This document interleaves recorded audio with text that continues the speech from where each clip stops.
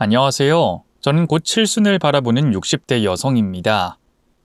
늘 사연을 듣기만 하다가 오늘은 처음으로 제 이야기를 해보려고 하는데요. 이런 날이 올 줄은 꿈에도 몰랐어요. 한평생 평범하기 짝이 없는 인생을 살아왔거든요. 시골 농사꾼집 막내로 태어나 부유하진 않아도 배를 곪진 않으며 컸고요.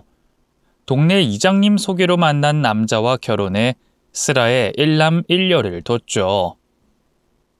결혼 생활도 순탄했어요. 남편이 조금 옛날 사람이긴 해도 성실하고 좋은 사람이었거든요. 왜 과거형이냐고요?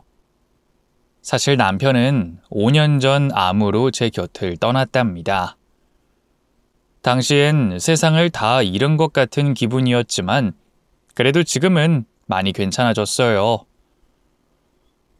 이것도 제 나이가 되면 한 번쯤 다 겪는 일이니까요. 그렇게 나름 평탄하다면 평탄한 인생을 살아온 제게 기막힌 사연이 생긴 건 바로 하나뿐인 며느리 때문이에요.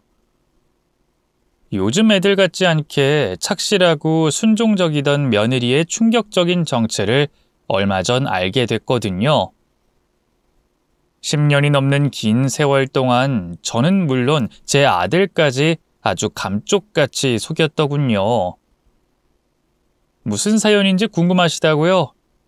그럼 지금부터 천천히 썰을 풀어볼게요. 어디서부터 어떻게 얘기를 시작해야 할까요? 아무래도 제가 며느리를 처음 만났던 날로 거슬러 올라가야 할 것 같아요. 당시 제 아들 나이가 31였는데요. 이미 결혼 정년기가 훌쩍 지난 나이였지만 저도 남편도 빨리 장가가라며 닥달하진 않았어요. 사실 아들이 중학생 때부터 프로 야구 선수를 목표로 외길 인생을 걸었는데요. 대학교 때 어깨를 다치면서 그 꿈이 물거품이 됐어요. 충격을 받은 아들은 한동안 방황을 좀 했고요. 30줄 먹은 나이에 뒤늦게 정신을 차리고 아는 분 소개로 작은 회사에 들어갔죠. 그래서 아들이 대뜸 결혼할 여자가 생겼다며 데려오겠다고 했을 땐 깜짝 놀랐어요. 취업한 지 만으로 1년도 채 안 된 놈이 언제 어디서 여자를 만난 건지, 또 모아둔 돈도 없으면서 갑자기 무슨 결혼을 하겠다는 건지 당황스러웠죠. 아들, 너 만나는 여자가 있었어? 네. 같은 회사 다니는 동료인데 사귀기로 한 지는 얼마 안 됐어요. 한 3개월인가? 4개월쯤 됐나? 근데 무슨 벌써부터 결혼 얘기를 꺼내? 좀 더 만나본 다음에 결정해야지. 결혼이 애들 장난도 아니고 아무리 못해도 1년은 만나보고 결정해야지. 그런데 제 타박에 돌아온 아들의 대답은 너무나 충격적이었습니다. 그게 실은 임신했어요. 어쩌다 보니 애가 들어서 가지고. 뭐? 임신? 네, 애가 생겼다고 그래서 책임지겠다고 했죠. 어차피 더 늦기 전에 결혼도 해야 하고 여차저차 잘된 일이죠 뭐. 운동을 해서 그런가 아들은 좀 단순 무식한 데가 있었어요. 언젠가 결혼을 하기는 해야 하니 차라리 잘 됐다는 입장이더군요. 반면 저와 남편은 당혹스러울 따름이었죠. 특히 고지식했던 남편은 어디 결혼도 안 한 처녀 총각이 애를 먼저 가졌냐며 노발대발했죠. 하지만 이미 들어선 애를 지우라고 할 수도 없고 뭘 어쩌겠어요. 결국 아들의 뜻대로 예비 며느리가 저희 집에 인사를 오게 됐죠. 처음엔 얼굴을 보고 깜짝 놀랐어요. 흰 피부에 쌍꺼풀 진 커다란 눈, 도톰한 입술이 어지간한 탤런트보다 예쁘더군요. 나이도 아들보다 5살이나 어렸죠. 그치만 그게 장점보단 단점으로 느껴지더라고요. 사실 속도 위반한 며느리를 반길 집안은 별로 없잖아요. 저도 몸간수를 제대로 못하는 아이란 생각에 좀 색안경을 끼고 본 거죠. 남편도 저와 비슷하게 느꼈나 봐요. 탐탁치 않은 표정으로 예비 며느리를 보다가 입을 열었죠. 그래, 뭐 부모님은 무슨 일 하신다고? 아, 동네에서 치킨집 하고 계세요. 그 대답에 남편의 표정은 더욱 어두워졌어요. 치킨집? 사돈 뗄 분들이 치킨집을 하신다고? 제 시간엔 남편도 그렇고 아버님과 할아버님까지 대대로 공무원 집안이었거든요. 물론 판검사나 의사처럼 큰 돈을 버는 건 아니었지만 그래도 동네 치킨집에 될 건 아니었죠. 한층 더 가라앉은 분위기를 느낀 걸까요? 불안한 표정으로 눈치를 보던 예비 며느리가 갑자기 바닥에 무릎을 꿇더군요. 제가 영수 오빠에 비해 많이 부족한 건 알고 있어요. 그래도 저 영수 오빠 정말 사랑해요. 뱃속의 아기도 누구보다 잘 키울 자신 있고요. 제발 결혼 허락해 주세요, 어머님, 아버님. 제가 앞으로 진짜 잘할게요. 네? 눈물까지 흘리며 간절하게 호소하는데 그 모습이 어찌나 애처롭던지 저도 모르게 달려가 일으켰네요. 알았으니까 어서 일어나요. 임산부가 이렇게 아무데나 끌어앉으면 안 좋아요. 괜찮아, 어서 일어나. 어머님, 결혼 못하게 할 거였으면 이렇게 보자고도 안 했어요. 그쵸, 여보? 애도 들어섰는데 뭐 어쩌겠어, 운명이지. 남편이 좀 가부장적이긴 해도 경우 없는 사람은 아니었거든요. 어쨌든 저희가 아들을 잘못 키우는 바람에 엄한 아가씨가 갑자기 애를 뱄는데 그걸 책임 안 지겠다고 할 순 없었죠. 결국 남편은 마지못해 고개를 끄덕였고요. 예비 며느리는 그제야 환하게 웃더군요. 아무래도 속도 위반인 만큼 예비 며느리 배가 더 불러오기 전에 식을 올려야 할 것 같더라고요. 부랴부랴 상견례 날짜를 잡고 식장도 알아봤죠. 다행히 아들도 며느리도 고집이 없는 아이들이라서 결혼 준비가 순탄하겠구나 했는데 웬걸 생각지도 못한 장애물이 있었어요. 바로 사돈댁이었죠. 차라리 결혼을 반대하면 몰라요. 이미 애는 들어섰겠다. 본인들도 결혼을 허락했으면서 말이죠. 글쎄, 하나뿐인 딸을 임신시킨 값은 받아야겠다 하더군요. 상견례하는 면전에서 사부인의 그 말을 듣는데 얼마나 기가 막히던지요. 남편도 벙쪄서 아무 말 못하기에 제가 대신 나섰죠. 아니 사부인, 따님이 무슨 소나 돼지 같은 가축도 아니고 임신시킨 값을 받아야겠다뇨? 듣기가 좀 그렇네요. 제 대꾸에 사부인이 팍 인상을 쓰더군요. 그럼 멀쩡한 처녀 임신시켜놓고 입 싹 닦을 생각이에요? 지금 내 딸이 누구 때문에 이 모양 이 꼴인데? 참 경우가 없어도 너무 없네. 입을 닦다뇨? 경우가 없다뇨? 그럼 저희가 뭐 금전적으로 따로 보상이라도 해드려야 한다는 말씀인가요? 대체 왜요? 손바닥도 마주쳐야 소리가 나는 법이죠. 뱃속의 애가 우리 아들 혼자 만든 애가 아니잖아요. 임신한 게 우리 아들 잘못인 것처럼 말하시네요. 아니, 결혼도 안 한 처녀를 건드려 놓고 뻔뻔하기도 하지. 잘못이 아니라고? 이봐요. 임신하면 여자만 손해인 거 몰라요? 우리 수경이를 봐요. 나 닮아 얼굴도 예쁘고 아직 젊은데 애초에 전 사자 집안 아니면 절대 시집 안 보내려고 했다고요. 아세요? 지금도 임신만 안 했으면 선자리가 물 밀듯이 들어오는데. 그 소리에 실소가 절로 나오더군요. 예비 며느리가 곱고 예쁜 건 사실이지만 그렇다고 치킨집 딸내미가 사자 집안 며느리를 꿈꾸다니 너무 언감생심 아닌가요? 제가 기막혀 하는 걸 아는지 모르는지 사부인은 뻔뻔하게 다시 입을 열었어요. 예물 예당 같은 건 뭐 그쪽 집안 말대로 생략해도 좋고요. 크게 안 바랄 테니 현금으로 1,000만 원만 주세요. 나 많이 양보한 거예요. 네? 1,000만 원을 달라고요? 사부인의 요구에 절로 입이 떡 벌어졌어요. 딸 가지고 장사하는 것도 아니고 설마 대놓고 돈을 달라고 할 줄은 몰랐거든요. 너무 천박하더라고요. 아니 사부인, 결혼 허락하실 땐 언제고 이제 와서 이러시니까 너무 당황스럽네요. 그러자 뒤늦게 정신이 든 남편이 끼어들어 말을 보탰죠. 아니, 맞습니다. 물론 혼전 임신이란 게 여자에게 더 안 좋은 점이 많으니까 저희도 그 부분에선 죄송스럽게 생각합니다. 하지만 그래서 저희 아들이 책임지고 결혼하겠다고 했고 집도 저희 쪽에서 해줄 거고요.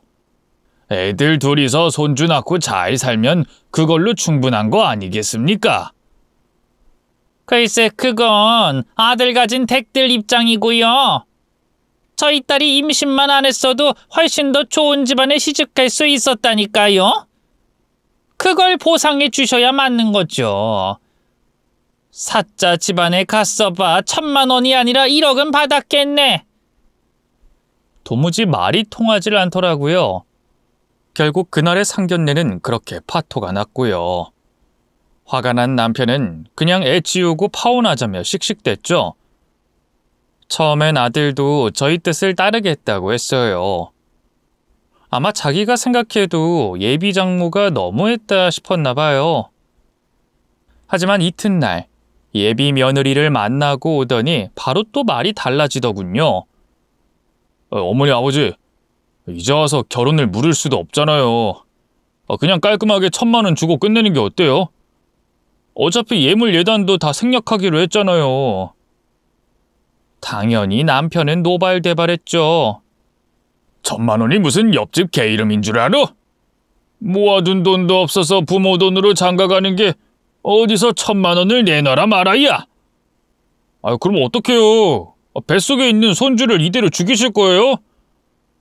아버지 그 죄 어떻게 감당하시려고 그래요?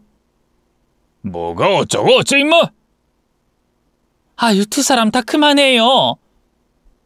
남편도 아들도 워낙 성격이 세서 그런지 서로 한치도 양보하려 하지 않더라고요.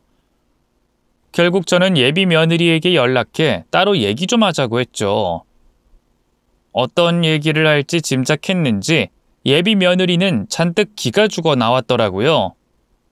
아니나 다를까 저를 보자마자 눈물을 쏟기 시작하더군요. 저희 엄마 때문에 너무 놀라셨죠? 제가 대신 사과드릴게요, 어머님. 됐다. 사과는 네가 할 게 아니라 사부인이 해야지. 정말 죄송해요. 저희 엄마가 좀 막무가내세요. 특히 돈에 예민하시고요. 저 대학교 합격했던 것도 돈 아깝다면서 못 가게 했던 분이니까요. 그래서 고등학교 졸업하자마자 바로 취업했던 거예요. 생각지도 못한 예비 며느리의 고백에 얼마나 놀랐는지 몰라요. 얘기를 들어보니 사돈댁은 예비 며느리를 그저 돈 벌어오는 기계 취급을 했더군요. 제가 결혼하고 회사 그만두면 더는 제 월급을 본인들 돈처럼 쓸 수가 없으니까 일부러 더 저러시는 거예요. 저희 집 치부를 이렇게 밝히는 게 제 얼굴에 침뱉기라는 걸 알지만 저도 저희 부모님을 어떻게 설득할 수 있는 처지가 못 되네요. 죄송해요, 어머님. 그냥 제가 영수 오빠하고 헤어질게요. 헤어지겠다니? 그럼 뱃속의 애는 어떡하고? 설마 지울 생각이니? 아니요. 저랑 오빠 애기인데 어떻게 그래요. 전 이 아이 꼭 낳을 거예요. 혼자서라도 잘 키우면 되죠. 눈물 젖은 얼굴로 배를 감싸 안고 단호하게 말하는데 어찌나 안쓰럽던지요. 어떻게든 그 되먹지 않은 집구석에서 빼내줘야겠다 싶더군요. 집으로 돌아온 저는 남편을 설득했어요. 예비 며느리를 만났던 일을 얘기하니 남편도 마음이 약해졌던가 봐요. 다음 날 1,000만 원을 아들 통장으로 바로 입금시켜 주더군요. 사실 남편이 돌아가신 시아버지에게 물려받은 땅이나 건물이 꽤 됐거든요. 본인도 부동산이나 주식 투자 쪽에 소질이 있어서 꽤 큰 돈을 벌었고요. 애초에 1,000만 원이 저희 집이 감당하기에 그렇게 큰 액수는 아니었다는 거죠. 그저 예비 사돈댁과 아들 하는 게 괘씸해서 남편도 괜히 뻗댔던 거라고나 할까요? 어쨌든 그 뒤로 결혼 준비는 순항했고요. 속전속결로 식을 올린 아들 부부는 무사히 신혼집에 입주했죠. 신혼집은 아들 직장 근처로 잡았는데요. 방이 3개 딸린 신축 아파트라 제법 값이 나갔어요. 이것도 저희 부부가 사준 거나 다름없었지만 아들과 며느리 그리고 뱃속에 있는 손주를 생각하면 하나도 아깝지가 않더군요. 며느리는 약속했던 대로 결혼 후 저희 부부에게 너무 잘했어요. 임신 중이니 굳이 오지 말라고 해도 주말마다 저희 집으로 찾아와 시간을 보냈고요. 하루가 멀다 하고 안부 전화를 해서 저희를 챙겼죠. 심지어 제 생일은 만삭의 몸으로 직접 생일상까지 차려줬네요. 그런 며느리를 어떻게 예뻐하지 않을 수 있겠어요.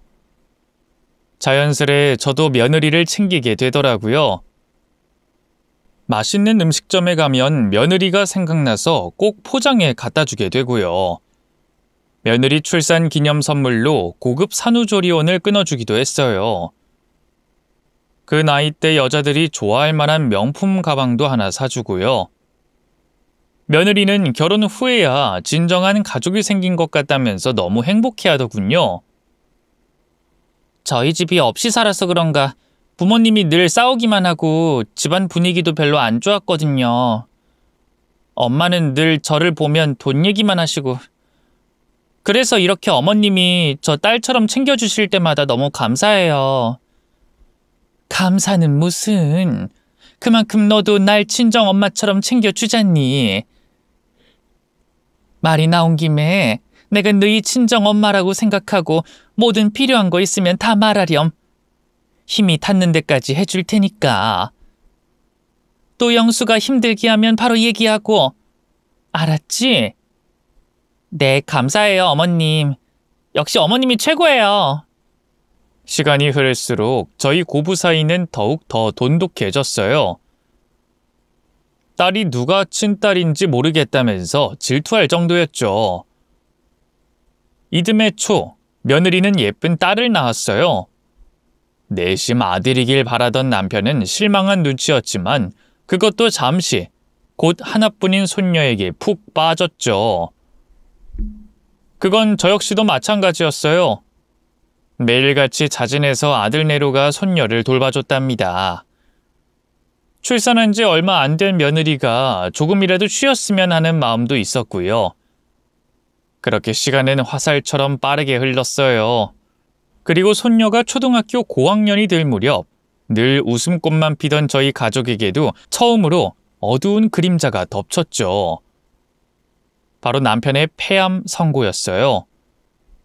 매년 건강검진을 꼬박꼬박 받던 남편이기에 진단받을 때만 해도 2기에 불과했어요. 병원에선 위치가 조금 나빠서 그렇지 이 정도면 충분히 수술과 항암치료로 이겨낼 수 있을 거라고 했죠.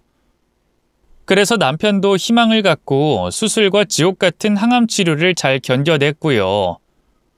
하지만 하늘도 참 너무하시지.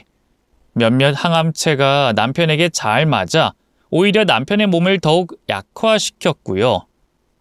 결국 2년의 투병 끝에 남편은 저와 가족들 곁을 떠나고 말았습니다.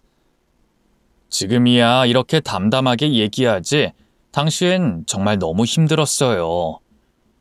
평생의 동반자이자 든든한 버팀목을 잃은 셈이었으니까요. 한동안은 일상생활도 어려워 집에서 하루 종일 누워만 있었죠. 저도 그냥 남편 뒤를 따라갈까 바보 같은 생각도 했었네요. 그치만 어쨌든 산 사람은 살아야 하잖아요. 남겨질 자식들 걱정도 됐고요. 그래서 남편이 떠난 지 1년쯤 됐을 무렵 저도 다시 조금씩 일상을 살아가기 시작했습니다. 남편도 없는 텅 빈 집에서 혼자 사는 제가 아들은 많이 안쓰러웠던가 봐요. 어느 날 불쑥 찾아와서는 같이 살자고 하더군요. 참 고마운 제안이었지만 며느리가 마음에 걸리더라고요. 아무리 고부 사이가 좋다고 해도 시어머니와 같이 사는 걸 반길 며느리는 없을 테니까요. 그런 제 생각을 읽은 걸까요? 아들이 먼저 선수를 치더군요. 안사람 걱정은 하지 마세요. 그 사람이 먼저 어머니 모시고 같이 사는 게 어떻겠냐고 말 꺼낸 거니까. 생각지도 못한 아들의 말에 얼마나 놀랐는지 몰라요. 그게 정말이야? 엄마 마음 편하라고 괜히 하는 얘기 아니고? 제가 왜 그러겠어요. 못 믿겠으면 직접 전화해 보세요. 그 사람이 엄마한테 얼마나 즉극정성인지 알면서 그러세요? 며느리의 마음 씀씀이에 눈물이 날 만큼 고맙더라고요. 그날로 전 남편과 살던 집을 처분하고 아들 내외가 사는 아파트로 들어가려고 했습니다. 그런데 며느리는 제가 살던 집으로 자기들이 들어오는 걸 원하더라고요. 이 집이 더 크고 넓잖아요, 어머님. 해도 잘 들고 마당도 넓어서 예슬이 뛰어놀기도 좋고요. 그치만 그럼 영수 회사에서 너무 멀어지지 않겠니? 그이는 어차피 차로 출퇴근하잖아요. 괜찮을 거예요. 그치만 아무리 차가 있다고 해도 거리가 꽤 될 텐데. 영수네 회사 출근 시간도 빠른 편이고. 그렇게 제가 한마디 더 말을 보탠 순간이었어요. 갑자기 며느리의 얼굴이 싹 굳더군요. 늘 생글생글 웃기만 하던 아이라 그런 표정을 본 건 처음이었어요. 어머님, 저희랑 같이 살고 싶은 거 아니었어요? 그렇게 이것저것 다 따지다 보면 어느 세월에 같이 살겠어요. 안 그래요? 제 착각일 수도 있겠지만 며느리의 그 말은 뭐랄까? 마치 협박처럼 들렸어요. 같이 살고 싶으면 알아서 자기 말에 따르라는 것처럼 들리더군요. 제가 너무 놀라서 아무 말 못하고 쳐다만 보자 며느리는 다시 입꼬리를 올려 생긋 웃었어요. 이 집 처분하고 짐 싸고 하면서 어머님 또 무리하실까봐 걱정돼서 그런 것도 있어요. 그이한텐 제가 잘 설명할게요. 그러니까 걱정하지 마세요, 어머님. 며느리는 어느새 제가 익히 알던 그 다정하고 착한 아이로 돌아와 있었어요. 전 얼떨결에 그렇다 하고 고개를 끄덕였네요. 그날 밤은 왠지 모르게 마음이 싱숭생숭해서 좀처럼 잠이 들지 못했어요. 며느리의 그 무서운 표정이나 말투가 자꾸만 생각이 나서 심장이 두근두근 하더라고요. 하지만 그날 이후로 며느리는 그런 모습을 다시 보이지 않았고요.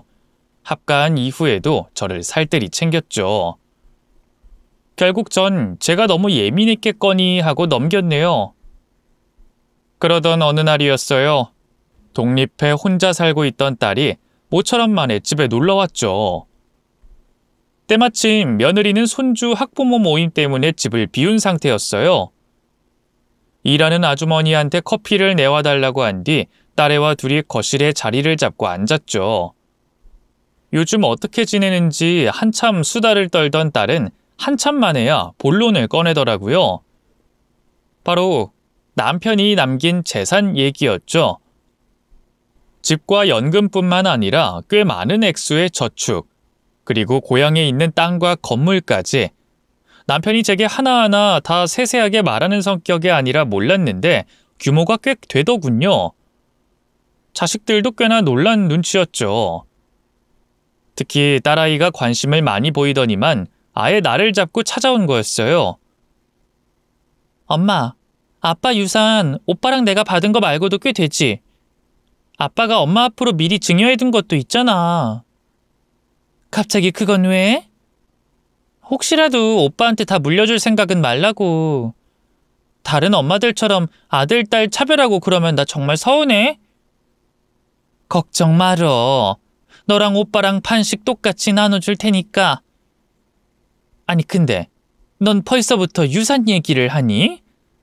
오늘도 그것 때문에 온 거야? 엄마가 빨리 죽었으면 좋겠어? 무슨 말을 그렇게 해. 이런 거 확실히 안 했다가 유산 싸움 나서 가족들끼리 절연하고 그러는 거 몰라? 우린 아빠가 확실히 해놓고 돌아가셨기 때문에 망정이지. 엄마도 아빠를 본받아서 확실히 해두라고. 나중에 엄마 죽고 장례식장에서 오빠랑 나랑 머리채 잡고 싸우는 거 보고 싶지 않으면. 평소 똑부러지는 딸답게 하는 말이 제법 일리가 있더라고요. 사실 남편이 죽으면서 집안 재산이 대부분 다 제 차지가 됐거든요. 이 상속 재산은 배우자의 비율이 더 크기도 했고요. 남편이 생전에 제 앞으로 건물이나 땅도 꽤 돌려놔서요. 아무래도 혼자 남겨질 제 걱정을 많이 했던 것 같아요. 그치만 죽으면 다 싸질 먹어야 할 것도 아니고 어차피 애들 앞으로 물려주게 될 거 미리 넘겨주면 어떨까 싶더라고요. 안 그래도 딸이나 아들이나 작은 회사에서 고생하고 있는 게 안타까웠거든요. 생전에 남편은 구두쇠에 젊어서 고생은 사서도 한다 주의라 애들에게 일절 지원 같은 걸 하지 않았지만 전 그렇게 하고 싶지 않았어요. 부모 재산 물려받고 조금이라도 편하게 살면 좋잖아요. 게다가 그쯤 며느리는 제 앞에서 돈 때문에 앓는 소리를 많이 했어요. 아무래도 아들 다니는 회사가 작은 중소기업이다 보니 벌이가 시원치 않았나 봐요. 요즘은 애들 키우는 게 다 돈이에요, 돈. 예슬이 학원비로만 달에 100만 원 넘게 깨지는데 그 이 월급으로는 우리 세 식구 입에 풀칠하기도 빠듯해요, 어머님. 하도 푸념을 많이 해서 손녀 교육비는 제가 아름아름 보태주게 됐는데 여전히 며느리는 경제적인 문제로 힘들어 보였어요.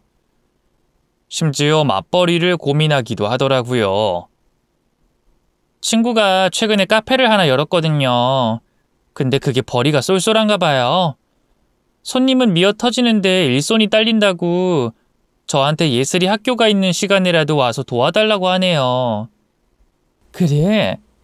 근데 손님이 그렇게 많으면 네가 너무 힘들지 않겠니? 아무리 일하는 아주머니가 있다고 해도 살림살이를 다 봐주시는 게 아니잖니. 그거야 그런데 지금 그이 월급으로는 진짜 하루 벌어 하루 먹고 사는 꼴이라서요. 친구처럼 카페를 아예 차려버리면 좋겠는데 그럼 일은 직원들 시키고 전 매출만 가져갈 수 있으니까요. 근데 그럴 돈이 없으니 돈이 돈을 부른다는 말을 이제야 실감하겠어요. 자식들도 힘들어 보이겠다. 며느리도 자꾸 앓는 소리를 하겠다. 고민하던 저는 자식들에게 재산을 미리 증여하기로 결심했어요. 그쯤 제가 계모임 친구들하고 단풍 여행을 계획하고 있던 터라 여행을 다녀와서 아들 내외에게 먼저 말해야겠다고 생각했죠. 그런데 앞불싸 여행을 갔다 돌아오는 길에 제가 탄 관광버스가 그만 음주 차량과 부딪히고 만 거예요. 하필이면 차가 제 쪽을 향해 들이박는 바람에 전 머리와 갈비뼈를 크게 다쳤죠. 병원에서 자식들에게 마음의 준비를 하라고 했을 정도로 큰 부상이었어요. 중환자실에서 산소호흡기를 꽂고 몇 날 며칠을 사경을 헤맸던지. 그런데 크게 아팠던 분들은 아마 아실 거예요. 분명 의식은 없는데 왠지 모르게 주변 환경이 가물가물하게 눈에 들어오는 느낌. 마치 유체이탈을 한 것처럼 말이죠. 아니면 정신을 잠깐 차렸다 다시 눈을 감았다 한 걸 수도 있고요. 어쨌든 어느 순간부터 저를 내려다보는 의료진이며 자식들 얼굴에 짧게 보이더라고요. 그런데 아무리 찾아봐도 그 안엔 며느리는 없었어요. 제게 그렇게나 지극정성이었던 아이인데 참 이상하다 싶었죠. 그러다 문득 정신을 차려보니 갑자기 며느리의 얼굴이 보이더라고요. 반가운 마음이 들었던 것도 잠시, 전 그대로 얼어붙고 말았어요.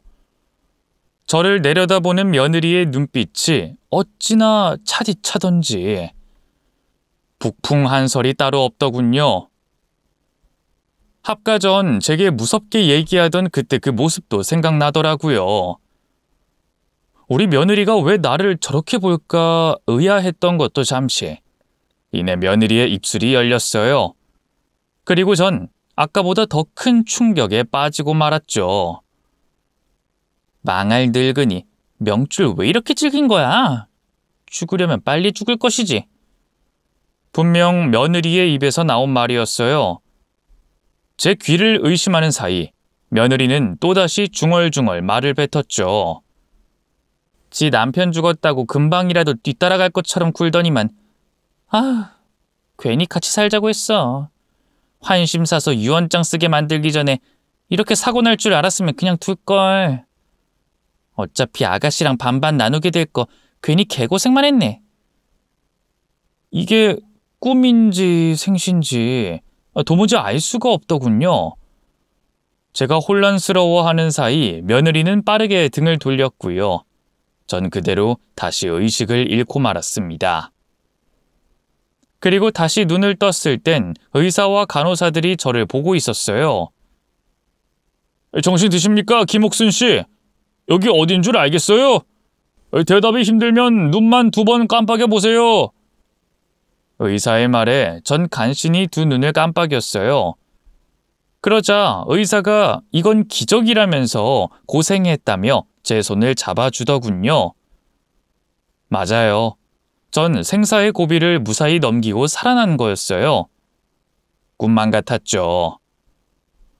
제가 깨어났다는 소식을 들은 아들 내외와 딸은 한달음에 달려왔어요. 그리고 저를 얼싸안고 기쁨의 눈물을 흘렸죠. 엄마, 진짜 어떻게 되는 줄 알고 얼마나 놀랐는 줄 알아? 앞으로 다시는 어디 여행 같은 거 가지 마. 알았지? 아이처럼 엉엉 우는 딸의 옆에서 며느리가 제 손을 꽉 잡았어요. 2눈엔 눈물이 그렁그렁했죠.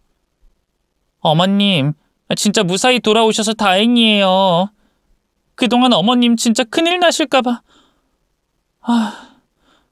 이도 그렇지만 저도 밥도 잘 못 먹고 잠도 잘 못 잤어요. 평소 같았으면 그런 며느리의 말에 감동해 눈시울을 붉혔을 거예요. 그런데 그 순간 꿈인 듯 현실인 듯 했던 며느리의 차디찬 모습이 다시 생각나더군요. 늙은이가 명줄이 왜 이렇게 기냐면서 빨리 죽으라고 저주하던 그 말들도요. 전 저도 모르게 며느리를 밀어냈어요. 그리고 어색한 미소로 걱정시켜서 미안하다 하고 말했죠. 다행히 며느리는 크게 이상한 점을 눈치채지 못하더라고요. 그렇게 전 병원에서 충분한 회복 기간을 가졌고요. 몇 달 뒤 무사히 집으로 돌아왔습니다. 그 사이 며느리는 제가 알던 그 예전의 착한 며느리로 돌아와 있었죠. 저를 위해서 환영 파티까지 열어줬지 뭐예요. 몸에 좋다며 손수 사골국도 고왔고요. 케이크까지 주문에 맞췄더라고요. 아들도 몰랐던 일인지 깜짝 놀라더군요. 아유, 뭘 또 이렇게 준비했어, 힘들게. 힘들긴요. 어머님이 무사히 집에 돌아오셨는데 이 정도는 해야죠. 아유, 하여간 우리 어머니 며느리 복은 타고났다니까. 아시죠? 요즘 이렇게까지 하는 며느리 없는 거. 아무것도 모른 채 자기 아내를 추켜 세우는 아들을 보니 뭔가 가슴 한켠에 날이 서더라고요. 자꾸만 저를 차갑게 노려보던 며느리의 얼굴이 잊히지 않았죠. 고민하던 저는 친구들에게 이 문제를 상담했어요. 그러자 친구 중 한 명이 뜻밖의 말을 하더군요. 네 재산 때문에 계속 착한 척 하면 쓴 것 같은데. 그치만 함께 지낸 세월이 몇 년인데 그렇게까지 오랫동안 연기를 할 수가 있나? 돈 앞에서 못할 게 뭐야. 전 그러면 한번 시험을 해보든가. 시험을 해보라고? 그래. 지금 가진 전 재산 다 처분하고 기부한다고 해봐. 그럼 본색 드러내지 않겠어? 친구의 말에 전 고개를 가로저었어요. 됐어, 뭘 그렇게까지. 주변에 봐봐. 자식들한테 괜히 미리 재산 넘겨주고 침짝 취급받는 노인네들이 한둘이야? 옥순이 네가 그렇게 되지 않으리란 보장이 있어? 재산 미리 자식들한테 넘기기 전에 한번 슬쩍 떠봐. 그게 뭐 그렇게 대단한 거짓말도 아니잖아. 친구의 계속된 충고에 결국 전 넘어가고 말았어요. 딸과 아들은 몰라도 며느리가 아무래도 찜찜하더라고요. 자식들은 몰라도 며느리는 한번 시험해봐야겠다는 생각이 들더군요. 전 집에 들어가자마자 할 얘기가 있다며 며느리를 불렀어요. 아무것도 모르는 며느리는 무슨 일이냐면서 제 앞에 앉았죠. 실은 말이다. 내가 너희야 시아버지가 죽고 나서부터 마음먹은 게 하나 있거든. 근데 영수나 영희는 아무래도 내 자식들이다 보니 말하기가 쉽지 않아서 너한테 먼저 상의를 할까 하고. 무슨 일이신데요? 내 재산 말이다. 전부 정리해서 사회에 기부를 하면 어떨까 해. 제 말에 며느리는 입을 떡 벌렸어요. 그리고는 그 많은 재산을 전부 다요? 하며 기막혀 하더군요. 그래, 그 양반이 폐암으로 죽었잖니. 2년 동안 암 투병하는 거 옆에서 지켜보면서 내가 느끼는 게 많았어. 너희 시아버지도 기를 겸 우리나라 암 환우들을 위해서 기부를 하고 싶구나. 기부 좋죠. 좋아요. 그런데 전 재산을 다 기부하는 건 좀 그렇지 않아요? 나도 그렇게 생각했는데 얼마 전에 영희가 찾아와서 그러더라. 유산 분배 똑바로 해달라고. 영수도 그렇고 걔도 그렇고 나 죽고 나면 유산 때문에 갈라설 수도 있겠구나 싶어. 그럼 차라리 전부 다 사회에 환원해버리는 게 좋지 않겠니? 제 말에 며느리는 한동안 침묵했어요. 자세히 보니 온몸이 가늘게 떨리고 있더군요. 괜찮은지 확인해 보려고 며느리 어깨에 손을 올렸는데 갑자기 며느리가 제 손을 팍 쳐내더라고요. 그리고는 저를 노려보며 악을 쓰는 게 아니겠어요. 노망 나셨어요? 그 재산이 다 어머님 것도 아니고 애초에 그이한테 갔어야 할 몫까지 아버님이 사전에 다 어머님한테 넘겨버린 거잖아요. 기가 막혀 진짜. 뭐 기부요? 그거 우리 돈이에요. 그러니까 그런 허튼 데 쓸 생각 마시고 당장 넘겨주세요. 며느리의 대거리에 전 생각보다 충격받진 않았어요. 마음속으로 어느 정도 며느리의 본 모습을 예상하고 있었기 때문인가 봐요. 전 씩씩거리는 며느리에게 가만히 입을 열었어요. 이제야 네 본색을 드러내는 거니? 본색이라뇨? 내가 교통사고로 병실에 누워있을 때 네가 하던 말 다 들었다. 망할 늙은이 명줄이 왜 이렇게 질기냐. 죽으려면 빨리 죽어라. 뭐 그런 식으로 말했었지? 사실 이건 그냥 떠본 거였거든요. 제가 개꿈을 꿨거나 헛걸 본 걸 수도 있으니까요. 그런데 그 순간 며느리의 인생이 하얗게 질리더군요. 그때 깨어 계셨어요? 분명 의식이 없을 때였는데. 며느리의 그 한마디에 모든 게 명료해지더군요. 친구의 말이 맞았어요. 며느리는 지금까지 재산 때문에 제 앞에서 가면을 써왔던 거예요. 10년 넘은 긴 세월 동안 어쩜 그렇게 감쪽같이 속일 수 있었는지 참 대단하다 싶더라고요. 뭐예요? 지금 그걸로 저 시험해 보신 거예요? 애초에 재산 기부할 생각 같은 거 없으셨는데 저 떠본 거죠? 그래, 그렇다면 어쩔 거냐? 이 망할 늙은이가 정말. 본색을 드러낸 며느리는 더는 거리낄 게 없었나 봐요. 벌떡 일어나더니만 제게 인정사정 없이 달려들더군요.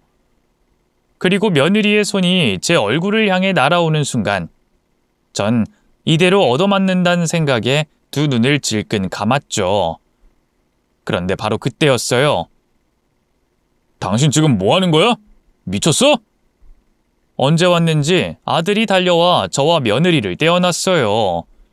당황한 며느리가 허둥지둥 변명을 했죠. 당신 언제 왔어요? 오늘 분명 늦는다고. 지금 그게 중요해? 당신 지금 어머님한테 뭘 하려고 했어? 설마 때리려고 한 거야? 아니에요. 전 그냥... 그리고 지금 어머니가 한 말이 다 사실이야? 당신 정말 어머니한테 빨리 죽으라는 둥 그런 악담했어? 아들은 저와 며느리가 나눈 대화를 다 듣고 있었던 모양이에요. 며느리도 그 사실을 알고 하얗게 질려 어쩔 줄 몰라 했죠. 여보, 그게 아니라... 듣기 싫어. 내가 당신 거지 같은 친정이 허구한 날 연락해서 돈 뜯어가도 왜 참은 줄 알아? 당신이 우리 부모님한테 헌신적으로 잘했기 때문이야. 이렇게 우리 부모님한테 자식처럼 잘하는데 나도 마땅히 처갓집에 잘해야지. 허물도 덮어줘야지. 그렇게 생각했다고. 처음 듣는 얘기였어요. 사돈댁에서 그동안 돈을 뜯어가고 있었다니. 어쩐지 그 경우 없던 사부인이 단돈 1,000만 원에 잠잠해진 게 이상하다 싶었죠. 그런데 아들의 충격적인 폭로는 여기서 끝이 아니었습니다. 여보, 내가 잘못했어요. 네? 진짜 사람이 탐욕스러운 것도 정도가 있어야지. 내 월급 다 친정에 꼬라박는 걸로도 부족해? 당신도 알잖아. 내 월급 절반 넘는 돈이 장인어른 도박빚 갚는 데 쓰이고 장모님 옷 사고 가방 사는 데 쓰이는 거. 그뿐이야? 우리 아파트 판 돈은 고스란히 다 친정에 줬잖아. 근데 이젠 우리 어머니 재산까지 노려? 아니에요. 전 그냥 어머님이 갑자기 전 재산을 기부한다고 하길래 놀라서. 본심이 아니었어요. 정말이에요. 며느리는 급기야 바닥에 엎드려 싹싹 빌기 시작했어요. 하지만 아들은 한 번 아니다 싶으면 바로 돌아서는 아이거든요. 역시나 그런 며느리를 거들떠보지도 않더군요. 다 필요 없고 우리 이혼하자. 급기야 아들은 며느리에게 이혼 얘기를 꺼냈어요. 며느리는 대경실색하며 아예 아들의 발을 붙잡고 매달렸죠. 여보, 이걸로 이혼이라뇨. 당신 정말 내 얘긴 들어보지도 않고 이럴 거예요? 됐어. 더 들을 가치도 없어. 예슬이 양육권은 내가 가져갈 테니까 그렇게 알아. 아들이 너무 대쪽같이 나오자 안 되겠다 싶었나 봐요. 며느리는 그때부턴 저를 붙잡고 잘못했다고 제발 아들 마음 좀 돌려달라며 애원하더군요. 어머님, 제가 정말 죽을 죄를 지었어요. 오늘 한 말도 진심이 아니고요. 그때 어머님 병상에 누워 계실 때도 별 생각 없이 한 말이에요. 진심으로 한 말이 아니라고요. 저 아시잖아요. 제가 어머님한테 그동안 얼마나 잘했어요. 제발 노여움 푸시고 그이 마음도 좀 돌려주세요. 네? 그 뻔뻔한 낯짝을 보고 있자니 어찌나 기가 막히던지요. 뭐 별 생각 없이 한 말? 그냥 지나가는 생판 남한테도 그런 악담은 안 하겠다. 내가 널 얼마나 예뻐했는데. 더는 일 없다. 당장 이 집에서 짐 싸서 나가. 변호사 통해 이혼 서류 보낼 테니까 그리 알고. 어머님, 경찰 불러야 나갈 거야? 이대로는 안 되겠다 싶어서 일부러 더 강하게 나갔어요. 그러자 한참 울고불고 하던 며느리는 제 발로 짐을 싸서 나가더군요. 의외로 순순히 나간다 싶었는데 맙소사, 며느리의 경악스러운 실체는 여기서 끝이 아니었습니다. 그로부터 며칠 뒤 제 친구 중 한 명이 이거 너희 집 며느리 아니냐면서 사진을 하나 보내줬는데요.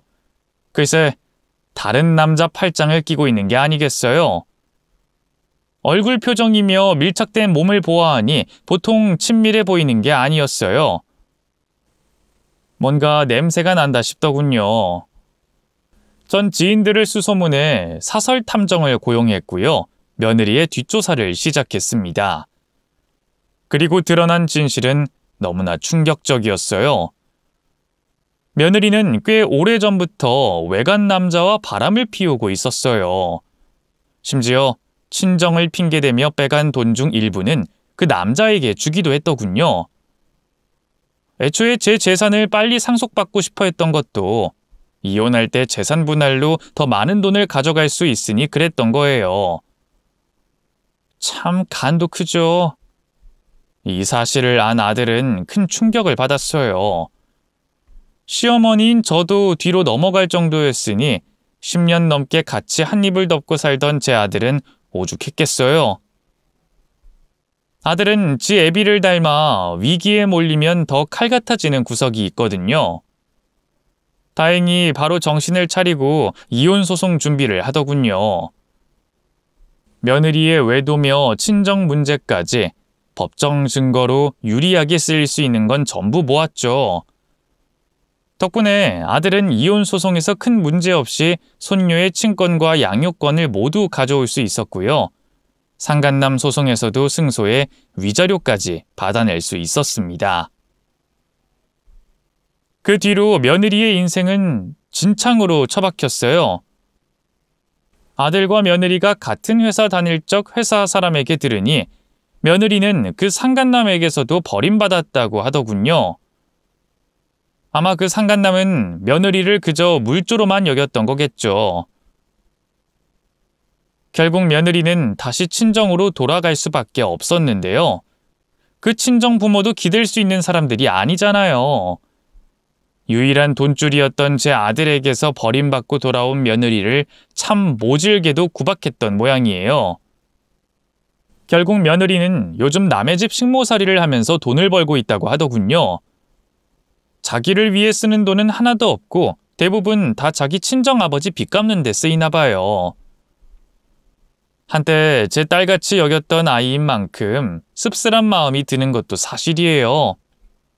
하지만 결국 다 자기가 자초한 일이니까요. 남보다도 못한 사이가 될 만큼 이제 더는 신경 쓰지 않으려고 합니다. 사실 이혼하고 얼마 안 돼서 며느리가 저한테 연락을 한번 한 적이 있어요. 자기가 잘못했다고 제발 아들 마음 좀 돌려달라고 눈물로 애원을 하더군요. 옛날 같았으면 그 모습이 안쓰럽고 가여웠을 텐데 며느리의 본색을 알게 돼서일까요?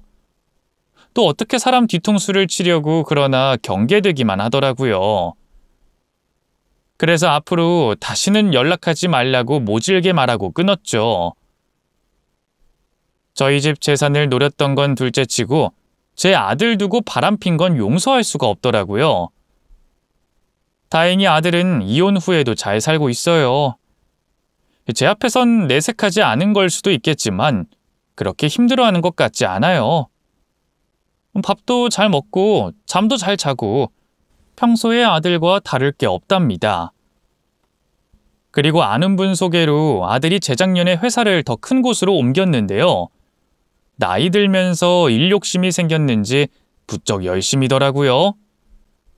얼마 전 자기 나이치고는 빠르게 과장으로 승진도 했네요. 아마 본인 나름대로 아픔을 잊으려고 더 일에 매달렸던 거겠죠. 그리고 아들이 전 며느리에게 대인 게 많아 재혼은 할 수 있을까 싶었는데 다행히 최근 만나는 아가씨가 생겼어요. 같은 회사 부하 직원인데 어찌나 싹싹하고 예의 바른지 지난 주말에 만나 함께 밥을 먹었는데 딱 봐도 참하고 선하게 생겼더라고요. 그 아가씨는 초혼인데 우리 아들에게 푹 빠져 그런지 이혼 경력이 있는 것도 딸이 있는 것도 상관없다네요. 그쪽 집안 분들도 사람만 좋으면 상관없다고 하고요. 얼마나 감사한 일인지요. 다행히 손녀도 아직 어려서 그런지 금방 새 며느리에게 마음을 열더라고요. 그것 또한 감사한 일이다 싶어요. 어쨌든 요즘은 아들의 재혼 준비로 정신이 없답니다.